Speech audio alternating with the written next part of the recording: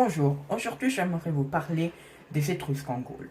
En effet, quand on pense à la civilisation étrusque, on pense surtout à la péninsule italique, car comme vous savez, les Étrusques se sont établis dans les actuelles régions de la Toscane et le nord du Latium.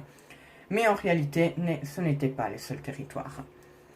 Peu savent en effet que les Étrusques ont eu une période où ils ont essayé de s'emparer de nouveaux territoires, par exemple l'Émilie-Romagne au nord, ou encore dans les territoires du sud de la Gaule, qui étaient habités par les Phocéens de Marseille, où ils auront aussi des grosses disputes qui porteront à une guerre commerciale, comme on verra pour les amphores du vin, surtout la production du vin, mais aussi avec les Celtes et les Phéniciens. Dans ce documentaire, j'aimerais détailler cette grande évolution qui va commencer du 7e siècle avant notre ère pour terminer avec le 5e et le 4e siècle avant Jésus-Christ, quand la civilisation étrusque commencera à abandonner ces comptoirs commerciaux qu'ils ont établis dans ces territoires. Bonne vision. D'où viennent les Étrusques? Plusieurs théories ont été émises en effet au cours des siècles par beaucoup d'auteurs grecs et latins, par exemple Hérodote ou Tite-Live, pour Hérodote pour les Grecs, Tite-Live pour les Latins, concernant l'origine du peuple étrusque. Selon l'historien Hérodote, nous allons partir par celui-là, vécu au 5e siècle avant notre ère, donc il a en réalité connu la civilisation étrusque. Elle n'était pas en déclin pour l'instant, elle était au tout début du déclin. Il a émis l'hypothèse que la civilisation étrusque serait originaire de la Lydie, une région dans l'actuelle Turquie, donc dans l'ancienne péninsule de l'Anatolie. Ce peuple aurait successivement émigré et se serait installé dans la zone de l'actuelle Toscane et l'Axium. D'ailleurs, la mer Tyrrhéenne, c'est un terme qui en fait a été donné de la part des Grecs pour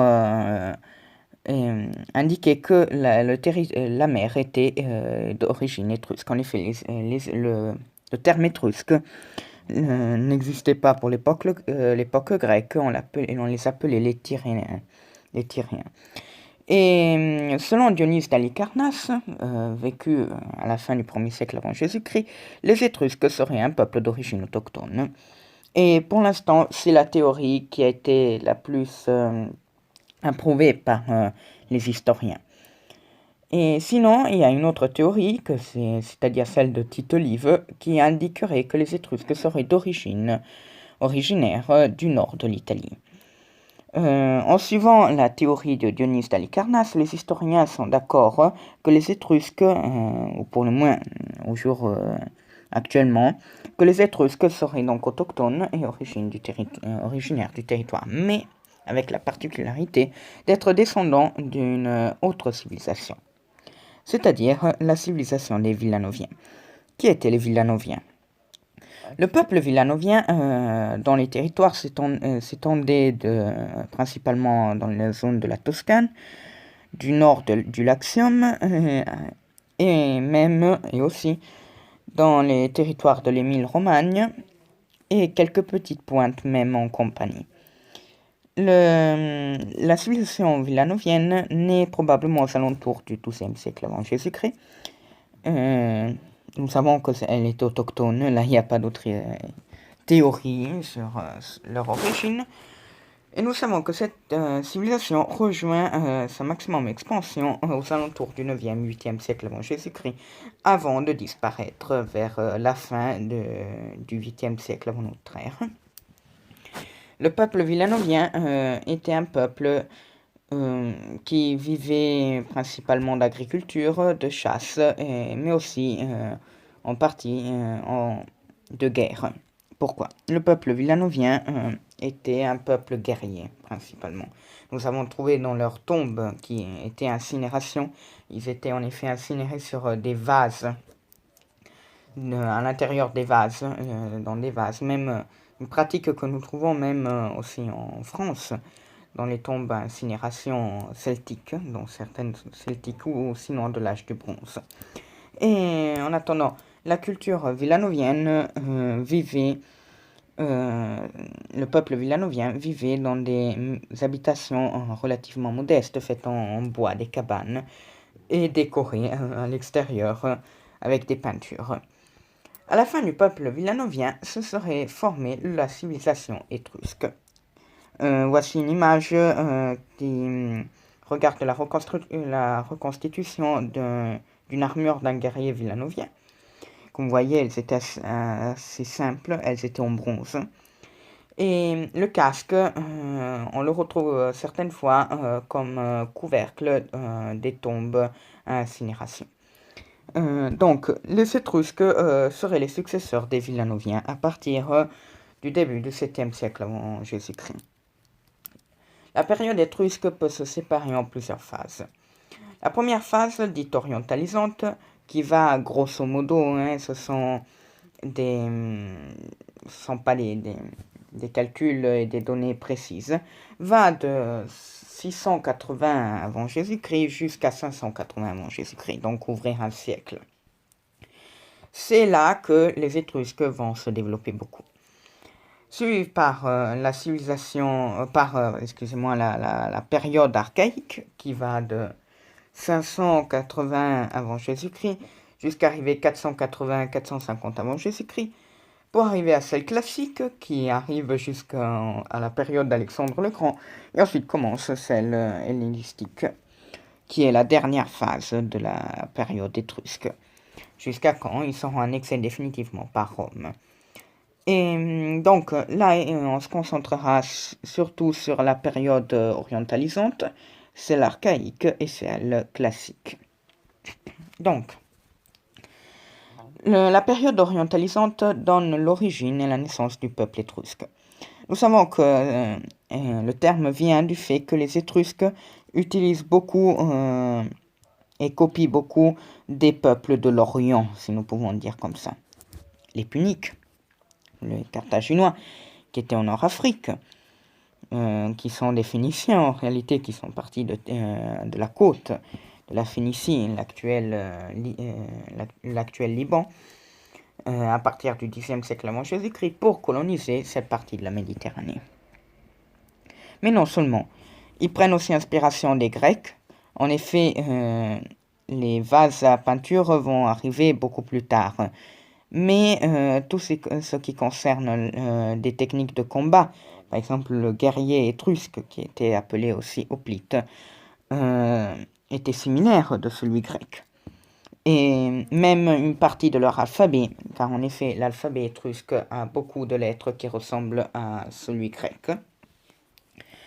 Aussi de l'Égypte, nous avons trouvé des objets ou des petites statuettes et amulettes dédiées à des divinités égyptiennes dans les tombes des Étrusques. Et tous ces apports qui viennent de l'Orient, entre guillemets, les Étrusques les retravaillent et leur font à leur façon, en mélangeant même des éléments de l'ancienne civilisation villanovienne. Et c'est la période qui concerne la naissance de l'aristocratie. Les aristos étrusques naissent et se développent surtout dans la période orientalisante. C'est la période des grands tumulus. On sent fameux le Cerveteri, mais il n'en a pas que. Et pourquoi? Parce que tous ces bijoux et tout cet argent, parce que les Étrusques commencent leur échange commerciaux à partir de cette période, et cela porte à l'enrichissement d'une classe sociale et qui porte ensuite à la naissance de l'aristocratie étrusque. Ces aristocrates dirigent au tout début des territoires, des petits territoires, et vivent dans des palais. Et comme vous pouvez voir ici, ce sont des exemples de bijoux, mais surtout d'objets trouvés dans des tombes étrusques. Les 3/4 de ces objets ont été faits par les Étrusques, en effet. D'autres ont été importés. Par exemple, vous voyez un peigne en os à votre gauche, où est dessiné deux sphinx avec des ailes. Le sphinx, qui est en fait d'origine égyptienne, est passé ensuite par les Grecs. Nous savons le mythe du sphinx, et qui ensuite a été repris comme thème mythologique par les Étrusques. Ensuite, nous pouvons voir un splendide bijou en or à votre droite, qui là aussi est représenté un sphinx, et qui est typiquement étrusque. En effet, les Étrusques étaient des vrais maîtres du travail de l'or. Actuellement, il est très difficile de reproduire en effet un bijou étrusque. Avec leur technique à granulation, c'est-à-dire de mettre des petits points avec l'orfèvre doit insérer des petits points pour créer une décoration géométrique, est actuellement très difficile. Et tous ces objets étaient portés par les nobles, les aristocrates. Ces aristocrates vivaient dans les palais. Actuellement, les deux plus importants sites archéologiques qui concernent des palais étrusques se trouvent un en Toscane et un au Latium. Le premier, c'est Murlo. Murlo, situé dans la province de Sienne, est un exemple très important de palais étrusque qui a eu deux phases. Une première phase dans la période orientalisante qui se conclut en effet avec un incendie entre 610 et 580 avant Jésus-Christ, donc il n'a pas eu une grande vie.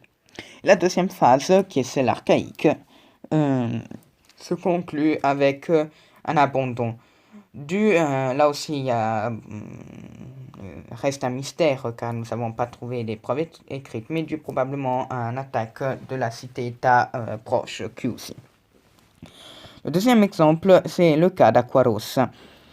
Et Aquaros, qui se trouve dans la province de Viterbe, en Latium, est une autre résidence. Là, vous avez le schéma du palais, mais c'était un ensemble de bâtiments occupés pendant l'époque archaïque et qui semblait avoir été abandonnés à la même époque de Murlo. En effet, nous verrons que la période archaïque sera marquée par un événement très important. Les Étrusques sont les maîtres aussi d'une classe de céramique qui a eu beaucoup de succès en effet dans toute la Méditerranée ou en grande partie. C'est le bucchero. Le bucchero était une céramique de couleur noire. Cette couleur est due au travail, surtout au travail de l'artisan pour une argile très particulière, mais aussi au fait que quand il venait cuire ces vases, on bouchait le four et ce qui porte aux fumées qui devaient sortir et à la nitrite de carbone à s'installer dans l'argile, et l'argile prend la couleur de cette fumée et devient de couleur noire ou grise. Le bucchero se peut diviser en deux, classes.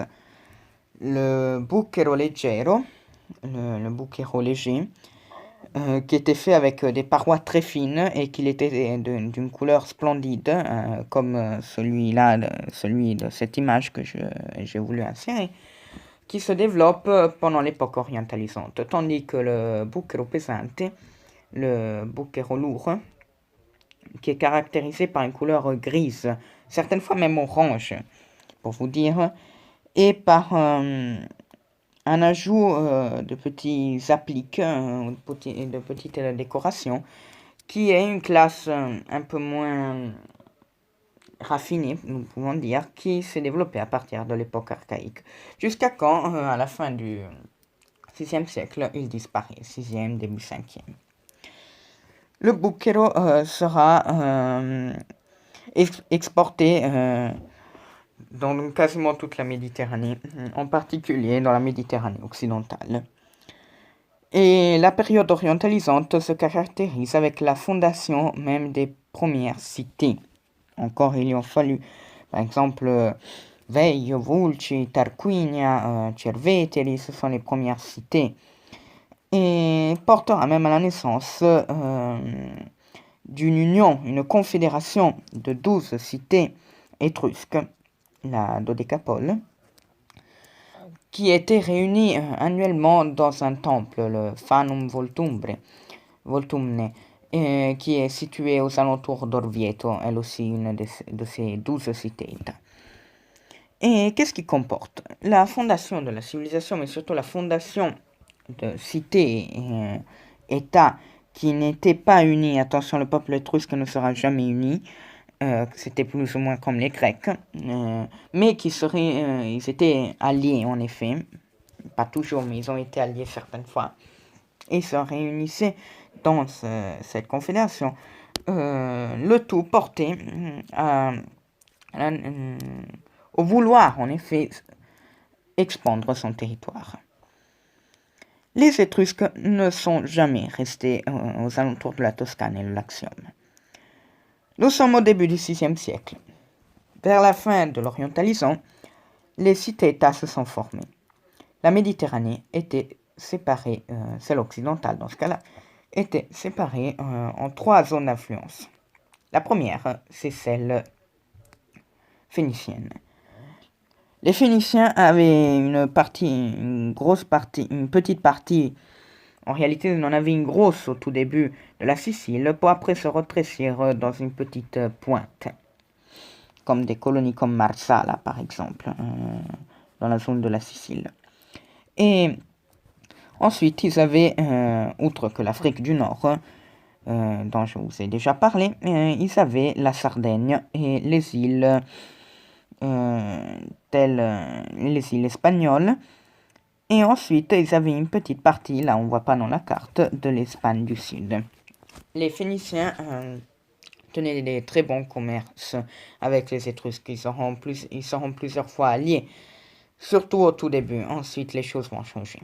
La deuxième zone d'influence était celle grecque. Avec les Grecs, les tensions ont été beaucoup. Nous avons un très rare cas d'aide étrusque pendant l'assaut de Syracuse de la part de Sparte. Mais sinon, c'est-à-dire à la défense de Syracuse, car Sparte, à un certain point, à la fin du 5e siècle, vers la fin des disputes entre Athènes et Sparte, aura une grande hégémonie et réussira à prendre la cité-État de Syracuse aux mains grecques. Les Étrusques ont donné un appui militaire, très petit en réalité éphémère, mais qui quand même a représenté un appui. Donc, fermez cette parenthèse. Retournons à nous. Les Grecs ont commencé à se développer, après la civilisation des Mycéniens, auteurs de la guerre de Troie d'ailleurs, la fameuse et mythique guerre de Troie.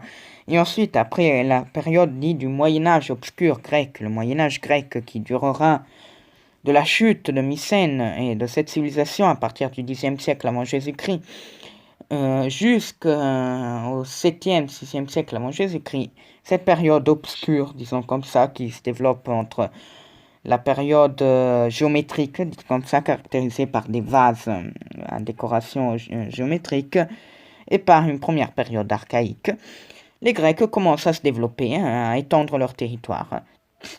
Ils colonisent alors le sud de l'Italie, en l'appelant la Magna Grecia, la Grande Grèce. Cités importantes comme Syracuse, Agrigento, Paestum, Metaponto, Croton, l'actuel Crotone en Calabre, ont été de vitale importance, car ils ont donné la possibilité de fonder un autre comptoir très important qui sera Marseille. Sur Marseille, on va y retourner ensuite. Qu'est-ce qui se passe? Dans la dernière faction, il y avait les Étrusques. Les Étrusques, au tout début, avaient des difficultés à s'étendre. Au premier plan, ils n'étaient pas unis. Donc, c'était des expéditions pour compte d'une cité-État. Turvétérion sera une des principales. Au nord, c'était plus possible de s'étendre. Ils arrivent jusqu'à la plaine du Pô, mais il y a les Celtes et il y a les Ligures, de peuples très agressifs. Donc, les Étrusques tentent sur la mer. et ils arrivent à coloniser une partie de la Corse. Attention à ne pas confondre avec la fondation immédiate d'Aléria. Qu'est-ce qui se passe? Marseille commence à s'étendre. J'aimerais donner une introduction. Marseille a été fondée par les Phocéens, provenant de la Phocée, un territoire de l'Anatolie, toujours l'actuelle Turquie, dans la côte. Et la colonie grecque de Marseille, fondée aux alentours de 600 avant Jésus-Christ, commencera à se développer et à fonder plusieurs comptoirs. Mais ces Phocéens voulaient s'étendre aussi en Corse. Qu'est-ce qui se passe? Une bataille va se dérouler. Une bataille qui n'est pas connue en réalité, mais qui est de très grande importance, car il va déliner le cadre de la Méditerranée occidentale pendant au moins un siècle et demi, donc c'est une très grande importance. Les causes de cette bataille, qui est la bataille d'Aléria, qui s'est déroulée aux alentours de 540-535 avant Jésus-Christ, est dû au fait que les Phocéens veulent fonder un comptoir commercial en territoire étrusque. Les Étrusques ne le supportent pas ça, en particulier Cerveteri, qui envoie des troupes et développe une marine personnelle et envoie ses soldats pour chasser les Phocéens. Et il demande aussi aide à Carthage. Carthage et Cerveteri décident de faire un pacte, un accord commercial. C'est-à-dire que Carthage aurait aidé les Étrusques, en effet, à battre les Phocéens et prendre possession de la Corse. Mais les Étrusques, ils devront faire du commerce avec Carthage. Et ils devront donner même quelques petits territoires. Mais bon, ça c'est la mineure importance. Surtout faire du commerce avec Carthage. L'accord est signé, c'est pas à quelle époque. Mais on sait qu'une bataille s'est déroulée. Aux alentours de 540-535 avant Jésus-Christ, le long de la côte de l'actuelle Aléria, l'ancienne Alalia, qui d'ailleurs sera de fondation étrusque, elle sera fondée après cette bataille. Donc, ces trois puissances se retrouvent face à face. Les Phéniciens avec les Étrusques contre les Phocéens de Marseille. Cette bataille a été très importante. Pourquoi? Les Étrusques et donc les Phéniciens vont gagner. Qu'est-ce que ça veut dire ça? Ça veut dire que les Étrusques ont non seulement chassé les Phocéens des zones de la Corse, mais ils ont une marine plus développée que celle des Grecs. Et ça, c'est très important. La marine grecque était assez évoluée. C'est ce qui a permis en effet la colonisation des territoires en Occident. Et même la marine phénicienne, en partie, était plus développée que celle grecque. C'est une des rares batailles où les Étrusques vont gagner, mais cette bataille était très importante parce que pendant un siècle et demi, les Étrusques vont avoir le contrôle sur les territoires de la Corse et sur d'autres emporiums. Le terme emporium est typiquement grec, mais les Étrusques vont l'utiliser et le réadopter. Après cette importante bataille d'Alalia, dont les chroniques nous parlent de 60 navires entre Étrusques, Phéniciens, contre une autre soixantaine phocéenne, naturellement, toutes ces chroniques nous sont venues par des auteurs grecs, là aussi. Et donc, cette bataille était très importante et a permis à la conquête de la mer Tyrienne, qui devient étrusque. Avant, était en partie grecque et en partie phénicienne, mais maintenant, elle devient étrusque. Mais qu'est-ce qui se passe? Les Étrusques ne s'arrêtent pas après la fondation d'Aléria. D'ailleurs, l'ancienne Alalia est fondée après cette bataille. Donc, nous pouvons dire que la fondation d'Aléria débute, même s'il y avait déjà un petit comptoir fondé par les Phocéens et ensuite probablement un autre petit village dès l'âge du bronze. Nous pouvons dire que le centre étrusque d'Aléria est fondé entre 540 et 535 avant notre ère. Les Étrusques, par contre, ne s'arrêtent pas et veulent rentrer en une guerre qui devient en effet économique contre Marseille. Voici le territoire que nous allons affronter. Nous voyons ici les cités-États étrusques, qui étaient nombreuses, mais dont les plus importantes étaient celles de Cerveteri, Tarquinia et Vulci, qui étaient en fait les plus vitales, et Populonia, là elle n'est pas marquée, mais c'est pas loin de Volterra.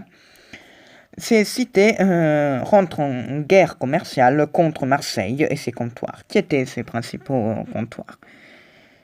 Marseille avait les comptoirs d'Antibes, de Nicaïa, l'actuelle Nice, de Saint-Blaise et d'Emporias, l'Audierne Emporion. Emporias se rendra autonome à partir du 5e siècle, mais ça c'est un surplus. Allons voir le territoire de Marseille. Donc maintenant nous avons vu que les Étrusques ont gagné et ont chassé les Phocéens dans les territoires des côtes de la France, du sud de la Provence, de la Côte d'Azur et de la Catalogne, plus ou moins pour vous donner des idées. Allons voir maintenant ces territoires. Marseille. Marseille avait un autre nom dans la période grecque, c'est-à-dire Massalia. Cette Massalia a été fondée par ces Phocéens dont nous savons qu'ils provenaient de la Phocée, un territoire turc. Aux alentours de 600 avant notre ère, la cité de Marseille naît. Voici cette cité, qui là c'est une carte aux alentours du 6e siècle, donc ça nous intéresse parfaitement.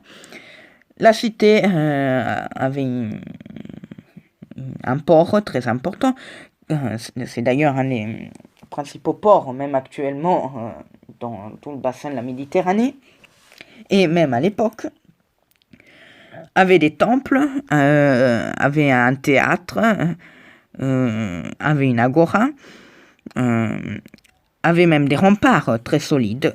Donc à Marseille, il ne manquait rien. Massalia a commencé à fonder des comptoirs, on retourne en arrière. Et ces comptoirs principaux étaient donc, j'aimerais répéter pour le moins, vous apprendrez, Nice, donc Nicaïa, Antipolis, Antibes, elle avait même Saint-Blaise, même Avignon, Arles, sont nés comme comptoir grec le long du Rhône, et avait Emporion, l'actuel Emporias. Mais quelque chose se passe. Si les Grecs, là on mieux dire les Phocéens, ont déjà reçu une grande défaite, vont recevoir une deuxième attaque. Après l'attaque militaire, qui n'a pas été un succès, nous passons à l'attaque économique. Voici cette image. Cette image, en fait, porte un résumé à cette guerre économique. C'est pour le vin. Cette guerre, dont vous saurez plus tard qui va être le vrai vainqueur, s'est déroulée pendant quasiment un siècle et demi. Donc nous pouvons l'appeler la guerre de 100 ans de l'époque. Pourquoi? Parce que les Étrusques et les Grecs commencent à se disputer l'hégémonie aussi des côtes de la Gaule. Et c'est de là que j'aimerais commencer l'argument dont j'aimerais traiter. C'est-à-dire les races en Gaule, les Étrusques en Gaule. Car les Étrusques commencent aussi à fonder des comptoirs le long des côtes de l'actuelle France. L'exemple le plus important est celui de Lattara. Le terme étrusque qui est actuellement Latte, dans le Midi, dans l'Occitanie, dans l'actuelle Occitanie. Latte est un comptoir d'origine étrusque. Elle a eu deux phases là aussi. Première phase, qui est celle archaïque, est caractérisée par des cabanes en bois. Là, à votre droite, vous pouvez voir une reconstruction. Et une deuxième phase, qui la transforme en vrai propre comptoir fortifié, se développe pendant la période classique. Donc, la période classique a été très importante pour Lattara. J'aimerais l'appeler comme il l'appelait les Étrusques. Donc ce comptoir vient encerclé par des remparts, donc c'est fortifié. Il est divisé par des rues. En effet, la période archaïque et classique marque un nouveau changement pour les Étrusques. Je vous avais dit que celle orientalisante, donc celle précédente, était caractérisée par une aristocratie puissante.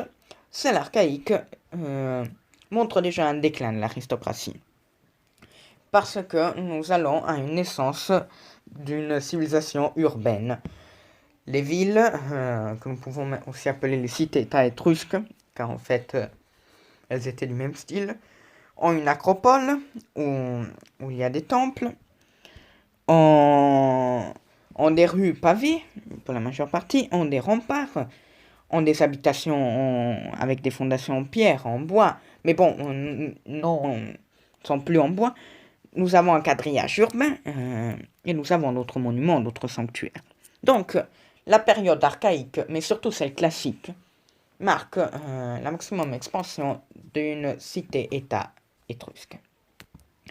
L'Atara était un comptoir, mais assez important. Vous pouvez voir en fait des ruines découvertes. Le comptoir de l'Atara pouvait en effet contenir une bonne population de marchands. D'ailleurs, pourquoi nous avons découvert que c'était un comptoir étrusque? Nous l'avons découvert grâce à un grand nombre d'inscriptions en étrusque, mais aussi grâce aux céramiques, aux boucs et aux amphores. En effet, il y a des différences, mais là, je n'aimerais pas traiter, car c'est assez compliqué, entre les amphores grecs et les amphores étrusques. Déjà, je peux vous dire qu'entre une amphore grecque et étrusque, ou celle romaine est beaucoup plus longue dans le cou, tandis que celle grecque et étrusque se caractérise par un gros ventre, si on peut l'appeler comme ça. Donc, de ce centre, les Celtes, voilà, ils vont rentrer en jeu même aussi les Celtes. Qui étaient les Celtes? Les Celtes étaient une population originaire de Centre-Europe qui commence à se développer avec la période d'Hallstatt. Et ensuite celle de l'Athènes.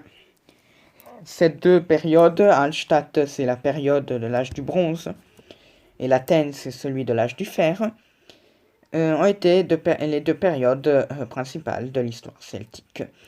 Et tous les deux, les Étrusques ont connu la fin de la période d'Hallstatt et une bonne partie de celle de l'Athènes.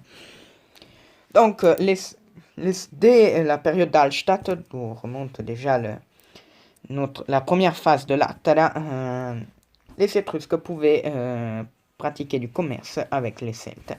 Et ensuite, successivement, avec la période archaïque, avec la période fin de l'archaïque, début classique, qui se caractérise avec la naissance de la période de l'Athènes.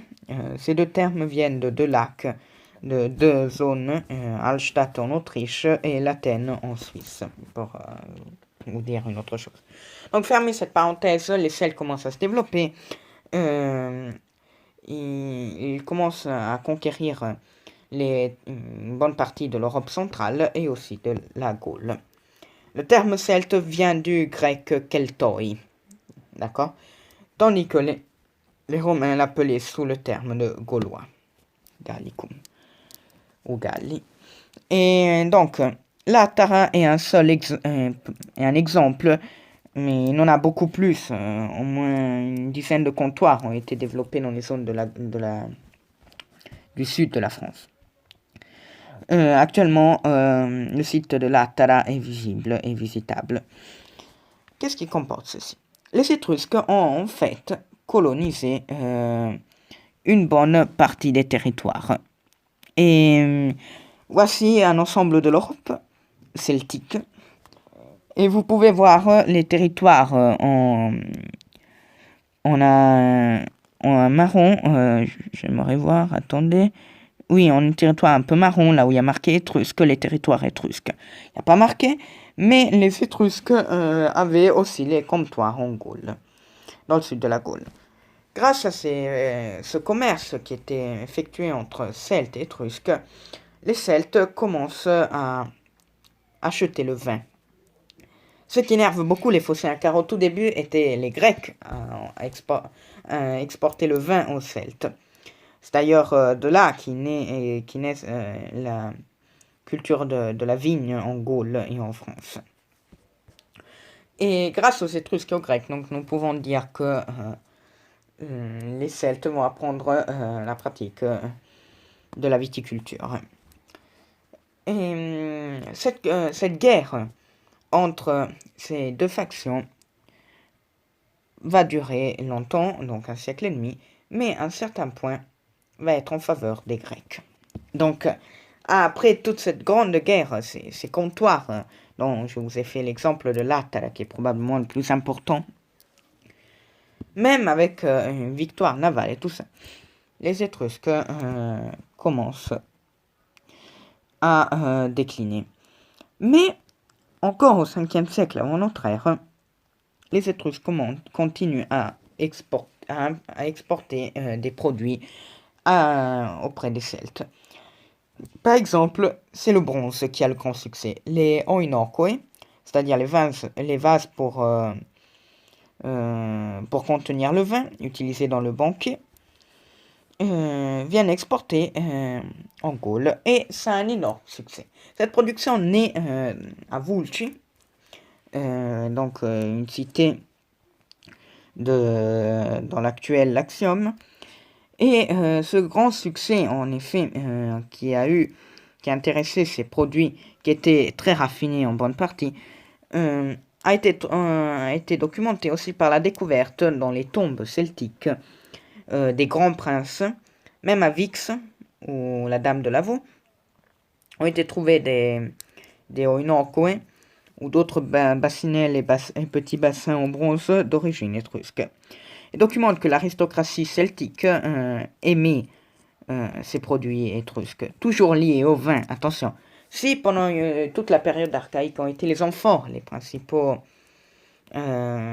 produits d'exportation, et pendant la période classique ont été ces cruches ou oinokoe en bronze et d'autres objets en bronze. Mais le peuple étrusque rentre en déclin au 5e siècle. C'est une crise générale due à beaucoup de facteurs. Voici une carte des Étrusques au 5e siècle, de l'Italie en réalité, la péninsule italique au 5e siècle. Vous remarquerez que les territoires du nord de l'Émilie-Romagne ne sont plus étrusques, et il y a les Celtes. Ces Celtes qui pourtant achetaient beaucoup de produits étrusques commencent à s'étendre et envahissent la plaine du Pont. Cette invasion cause un gros problème, car les Étrusques sont contraints d'affronter les Celtes au nord. Au sud, qu'est-ce qui se passe? Au sud, il y a deux nouvelles puissances. Il y a les Romains.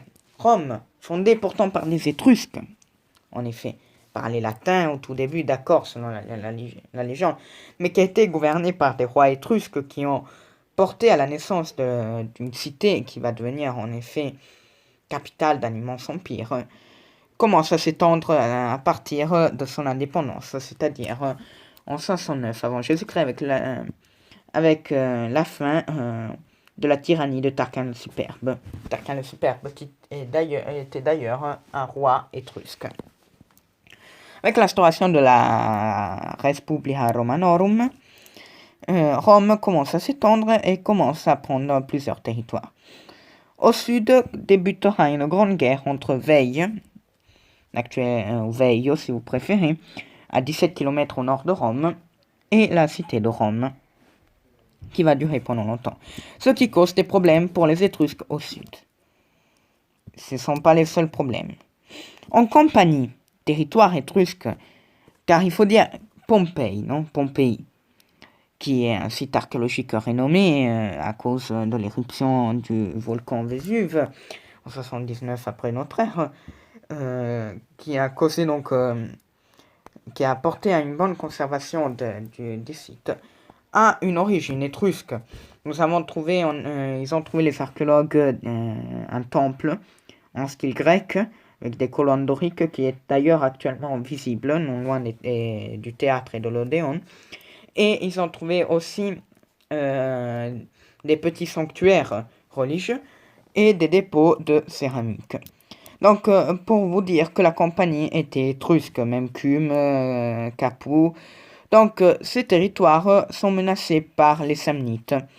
Les Samnites, une population de l'Italie du Sud qui avait des contacts avec les Grecs, commencent à s'étendre et ils arrivent à prendre les territoires au sud.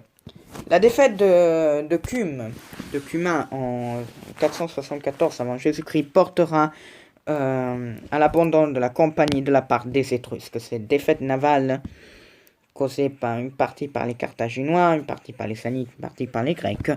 Donc pour vous dire que les Carthaginois en effet commencent à abandonner abandonner l'alliance avec les Étrusques, porte à l'abandon des territoires de la compagnie. Donc les Étrusques perdus les territoires du nord qui sont devenus celtiques, perdu le sud qui était devenu romain, et perdu l'extrême sud, donc la compagnie dans ce cas-là, pour les Étrusques c'était un extrême sud, qui était devenu samnite, en partie samnite, en partie grec. Les Étrusques ont un dernier coup de grâce. C'est la fin de l'exportation de leurs produits. Donc, cette civilisation, la civilisation étrusque, qui avait en partie dominé sur les territoires de la Gaule, commence à perdre leur emporium, leur comptoir commercial. Le vin grec est produit en une quantité industrielle. Les amphores sont produites, surproduites. Chose différente pour les Étrusques. Les Étrusques produisaient, mais à cause du fait que les cités-États étaient en guerre, chacun vendait son produit pour leur affaire. Les Grecs, qu'en réalité maintenant nous pouvons dire le territoire de Marseille, Massalia, qui d'ailleurs commence même à frapper monnaie. Les monnaies de Massaliote, excusez-moi, sont d'ailleurs très jolies. Elles avaient un lion comme symbole et l'écriture Mas. Donc mi alpha, 2 sigma alpha dans les lettres grecques, porte à une nouvelle économie plus forte que celle étrusque. À cause de ça et à cause de la surproduction massaliote et phocéenne donc, et ensuite à cause des monnaies, Massalia, elle produisait beaucoup plus de monnaie que d'autres cités-États. D'ailleurs, la monnaie étrusque est un peu plus rare que celle grecque. Populonia était une des villes qui ont possédé en effet. Et le tout uni au fait que les Étrusques étaient en train de perdre territoire par territoire, porte à l'abandon des comptoirs. Les Étrusques, à partir de 450 avant Jésus-Christ, abandonnent tous les comptoirs en Gaule. Qu'est-ce qu'il en reste successivement? Comme vous pouvez voir ici, nous avons une photo d'une tombe récemment découverte en Corse, donc territoire étrusque. Cette dame est en effet une étrusque. Comment on peut le voir? On peut le voir par l'oinoque, au fond, qui est en cours de fouille. Là, une image plus détaillée. Par les assiettes, les dépôts, les skyphos, là on ne les voit pas, mais c'est une autre forme de céramique. D'ailleurs, tous ces termes sont grecs, pour vous dire. Et d'autres objets nous démontrent que cette personne était étrusque. Mais la datation de cette tombe remonte au 4e siècle avant notre ère. Les Étrusques ont abandonné leur possession au 5e siècle. Qu'est-ce que ça veut dire? Ça veut dire que ces populations, même si c'était entre guillemets abandonnées par les Étrusques, mieux dire abandonnées par les cités-États comme Cerveteri, Vulci ou Tarquinia, continuent à vivre comme des Étrusques, au moins pendant 2 ou 3 siècles. Donc nous pouvons dire que les Étrusques sont restés dans ces zones-là. Les Étrusques continuent à vivre, continuent leur culture, leur religion. D'ailleurs, il y a encore des signes d'importation de produits de l'Étrurie interne, donc l'actuelle Toscane. Par exemple, cette céramique qui est dite, c'est une céramique typiquement hellénistique, et de production étrusque qui s'est, comment dire, s'est développée à partir du IVe siècle, est l'exemple d'une continuité de trafics commerciaux entre les Étrusques de Toscane, si on peut dire comme ça, les Étrusques de Corse. Quand la civilisation étrusque, alors, elle s'est vraiment éteinte en Gaule, si on veut marquer même la Corse ensemble. Elle s'est éteinte probablement à partir du IIIe siècle avant notre ère. Cela est dû au fait que la pression imposée par Marseille, qui avait en fait hérité des dernières possessions étrusques, mais surtout l'avancée de Rome, la création de la Gaule narbonensis, donc du sud, et d'autres facteurs, mais surtout la chute de la civilisation étrusque qui, après la bataille de Sentino, vers 295 avant notre ère, portera à la fin, et l'avancée de Rome portera à la fin de la civilisation étrusque petit à petit.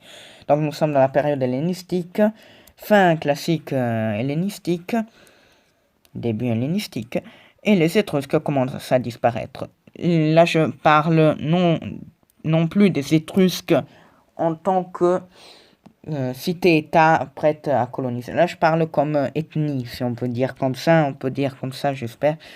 Et donc, cela porte à la fin de notre voyage en Gaule. La Gaule étrusque. Donc maintenant, malheureusement, j'ai constaté que cet argument est très peu traité, en effet. Et donc, j'aimerais préciser que la Gaule a été, le sud de la Gaule, si on veut dire, une partie du sud de la Gaule a été étrusque pendant un siècle et demi.